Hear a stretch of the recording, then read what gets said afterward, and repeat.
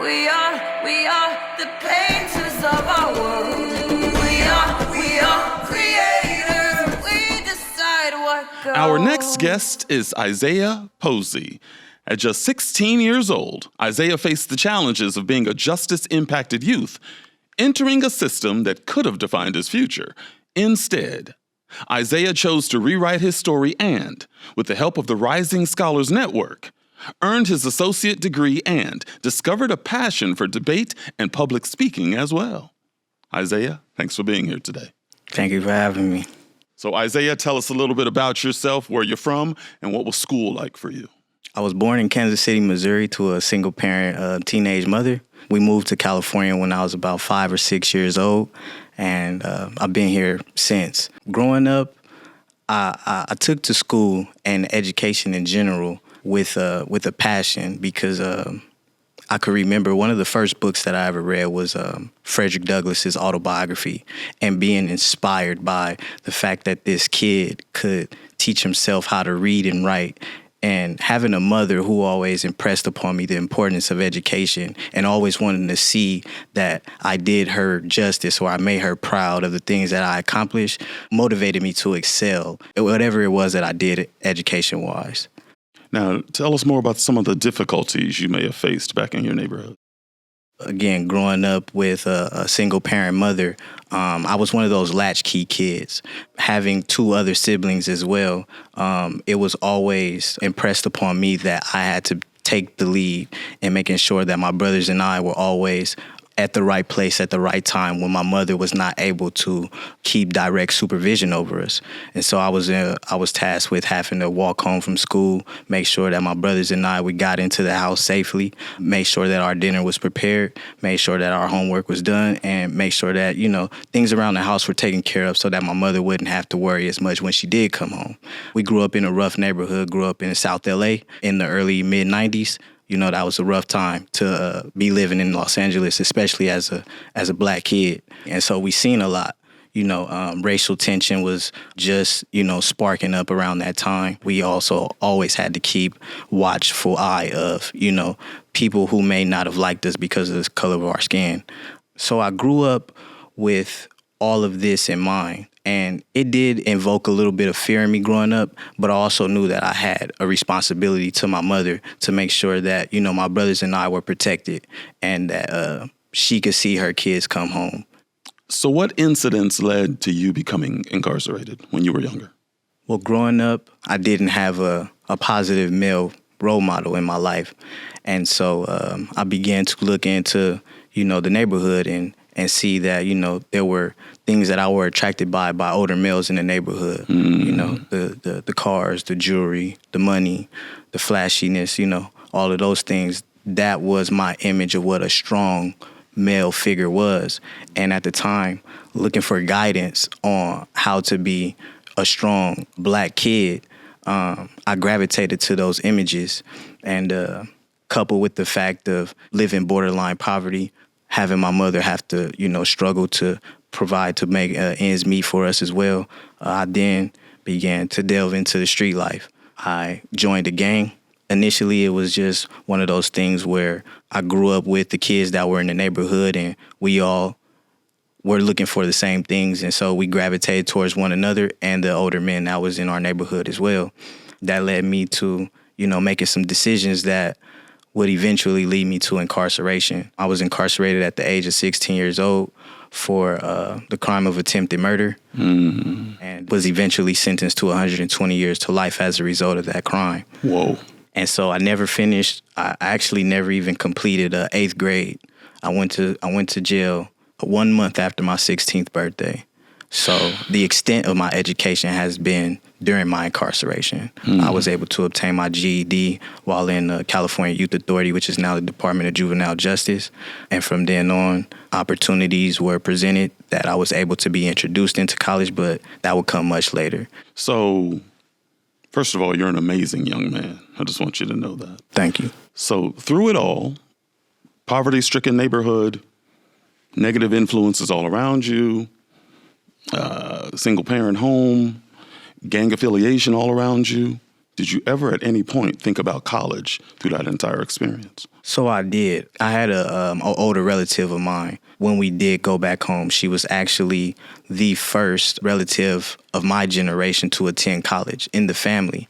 And it was such a big event that we had to fly back home to Missouri to welcome her to college. We took her when she was just getting enrolled to go into the dorms. We were there when she had her homecoming.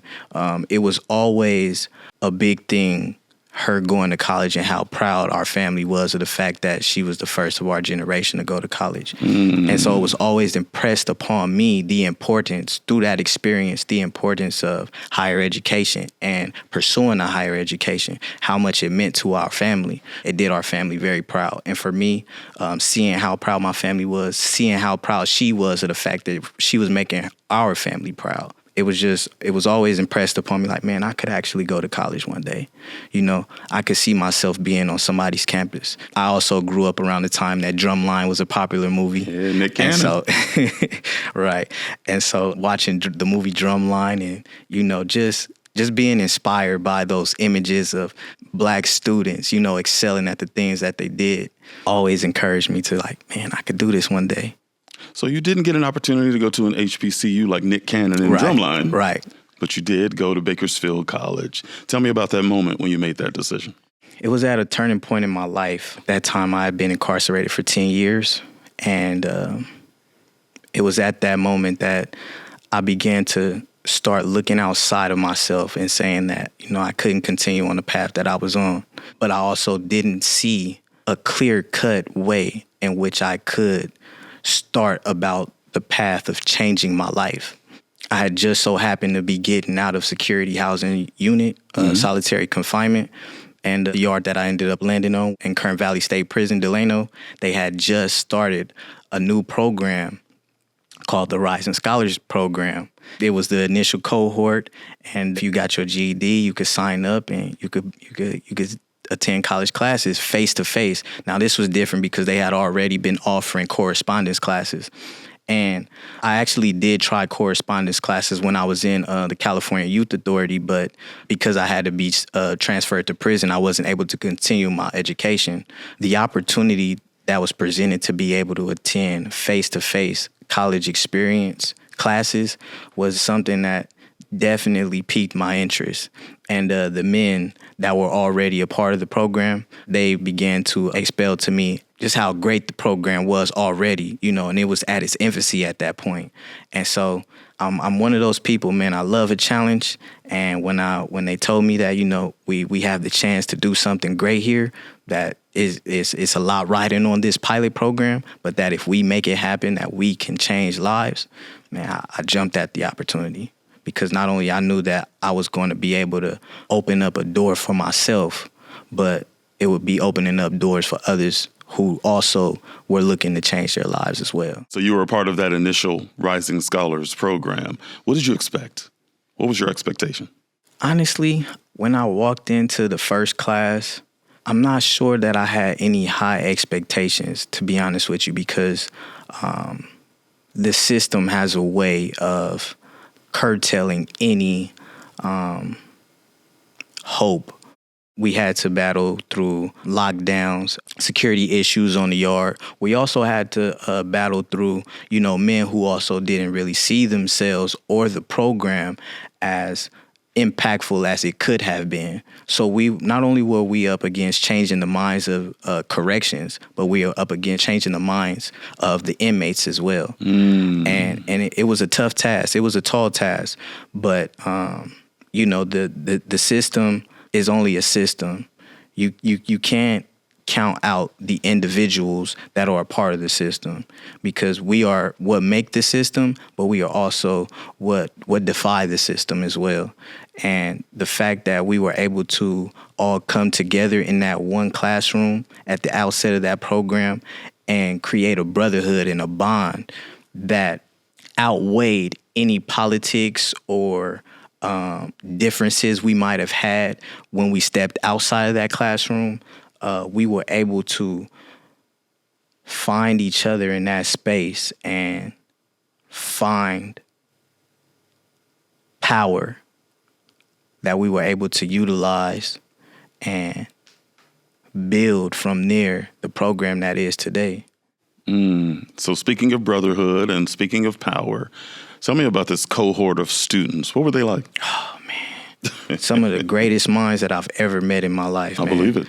The greatest minds. Just brothers who knew what the assignment was and didn't accept failure as an option. When I say that we built that program from the ground up and we inspired the men on the yard to see in themselves what they didn't necessarily see in themselves in the beginning, man, it was some powerful brothers in that space, and it was brothers from various of backgrounds. You had men who were coming together and creating tutoring programs. You had men who were even actually when Bakersfield College leadership could not enroll students themselves.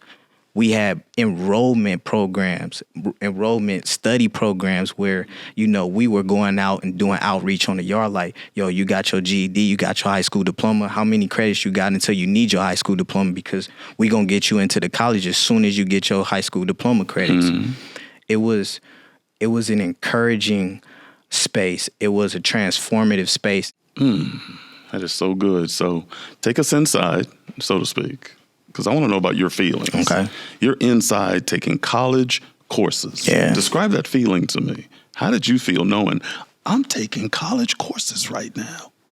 Man, education has always been something that I've had a passion for. And it was just a feeling of pride, and taking it back to me being a kid and having my mother always impress upon me the power of and the importance of education, knowing that I was doing her justice, those words back then, justice, and making her proud as I would call home and tell her like, "Mom, I just got an A in my communications class," or I'm learning Japanese, Mom, like, and to hear how proud she was to speak through me through that telephone and let me know just how proud she was that even despite the circumstances, I was still prioritizing my education and still finding ways to reach higher, reach further. Man, it was motivating. It was inspiring. It was affirming. It got to a point where my mother was so inspired by what I was doing that she even decided to go back to school and pursue her nursing degree. And so having all of that go on at that time, man, it was just, thinking of it right now, it fills my heart with so much joy and pride because I made mistakes in my life. I've done some things that I am deeply remorseful of. But my mother, she has never given up on me. She has always seen the best in me. And to know that the best in me motivated her to want to go back to school and pursue her passion. And ultimately, she did ended up achieving the goal that she had, which was obtaining a bachelor's degree in nursing. Man, it just fills my heart with so much joy. Fills my heart. Ours as well.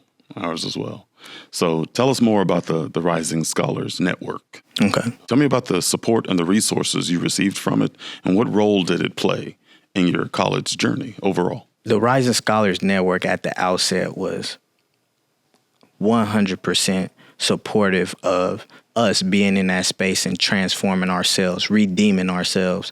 They didn't see us as an inmate number. For the first time in a very long time that I could remember, they addressed me by my first name. They called me Mr. And that right there was just paradigm shifting because it took me out of the space that I was in for so long, just feeling like I was just another number or just another statistic. But no, I was a man. I was a person. I was a human being that mattered. And what I was doing was important. What I was doing was impactful. What I was doing was life-changing. Whenever I was struggling in my classes, I could talk to a counselor. I could fill out a slip, and whenever they would come to the yard, they would pull me to the side, and we have one-on-ones, and I'd be telling them, okay, this is what I'm struggling with. Can you guys help me with getting some tutoring sessions? Or I'm not necessarily taking to the math. How can you guys help me with this? And speaking to the instructors, letting them know that, man, you might have to take it a little bit slower with us because, we're not used to this pace at which we're having to learn. They were always accommodating, 100%. The professors that came onto the yard, they knew that we were men who were serious about what we were getting after. And they left no stone unturned to see that we were successful in our endeavors. I can remember my communications professor speaking life into me the first time she heard me speak publicly in her classroom. I didn't even know that I could utilize the power of my voice for change until I started hearing people tell me, you have a powerful voice. What you are saying will change lives. And you continue on the path that you're on, and you will be in a position to affect change. You will use your voice. You will use your story. Believe me that you have purpose. Hearing those words being affirmed constantly every single time that I open my mouth to speak in those spaces, it has, without question, motivated me, led me to this place that I'm in right now, to be able to sit here before you and have this conversation with you and speak from the heart and tell my story, because back then those people told me, you have something to say. What you say matters. So how does someone like you go from a 120-year sentence to the Rising Scholars Program to where you are today? There was a multitude of factors at play that allowed me the opportunity to be sitting here before you today. That journey began with the Rising Scholars Program. Seeing myself for the first time as a human being allowed me to empathize with the people that I had dehumanized when I was in that lifestyle, and take a serious look at what it meant to be remorseful for the things that I had done in my past, and begin to start making amends for those things that I had done. And it wasn't until I was inside of this program and was fortunate enough to be able to be around people who were encouraging me to see the human side of myself that I began to take hold of the change that was being offered through the program. As I attained my degree and learned the skills of effective communication styles, I then took that outside of the classroom and then began applying those skills in my everyday life. On the yard, I began speaking differently with people I interacted with on a daily basis. My conversation was no longer about the politics that was going on the yard. It was about history. It was about philosophy. It was about social events, and encouraging people on the yard to also see ourselves as more than our circumstances, our immediate circumstances, allow for me to see purpose in the path that I was taking. I was able to attain my degree and champion for myself the opportunity to be able to transfer to a lower level prison. By then, the tide was turning, and the criminal justice system, they were beginning to look at juveniles who were justice impacted as youth, and beginning to take a second look based on the science that was supporting the fact that men weren't able to fully appreciate as juveniles, as youth, the consequences of their actions at the time they may have committed them as youth. And so I was able to petition to a judge to have my sentence recalled based on my potential for rehabilitation and the efforts that I've shown thus far. And by the grace of God, that judge did see fit that I be deserving of that second chance. In May of 2024, I was released from prison after serving 17 and a half years. So here you are, released in May of 2024. Somebody told me you got a new job, new position somewhere. What are you doing? So currently I'm a dispatch operator for a nonprofit organization. And what we do is we provide alternative responses to law enforcement. So there are underserved communities who may not necessarily need a police presence to respond to whatever their needs may be. Some people may be going through a mental health crisis episode. Some people may be looking for housing resources. And so we are comprised of street outreach teams who go out to these incidences, and we engage these people and we meet them wherever they are. And we do our best to provide the resource that they need the most in that instance. So if someone's having a mental health crisis episode, we have people who are certified mental health workers who then are able to assist them getting the resources that they need. If is it a person experiencing homelessness, and we are able to enroll these people in housing, is an amazing company, amazing organization doing amazing work in the community. They're all across America. They're in different cities across America, and their mission is to transform the underserved communities so that they now become places of dignity and respect. Wow, that is an amazing, amazing story. Future looks bright. Future looks bright. Thank you. 5 years from now, where's Isaiah? Isaiah is using his voice to inspire others to know that there is hope, that even if you may not believe at the time, that there are people who believe enough for the both of you, that all you have to do is take that one step towards them, and they will get you to the next step and the next step and the next step until you are able to harness that hope and that power, that transformative power for yourself, and then begin making the strides towards your dreams and your goals and your aspirations. So my plan is to continue to use my voice. My plan is to also create a program for at-risk youth, teaching them financial literacy and the power of public speaking so that they can harness the power of their voice to become community leaders. So here's the moment. I need you right now. Oh, no. There's a young person watching or listening via podcast. What advice would you give them who may not feel they can't go to college? There's no way they can do what you did. Give them some advice today.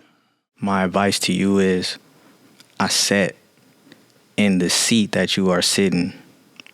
I stepped and walked in the shoes that you are walking in. And I once believed the way that you believe right now. But I am telling you that it is possible.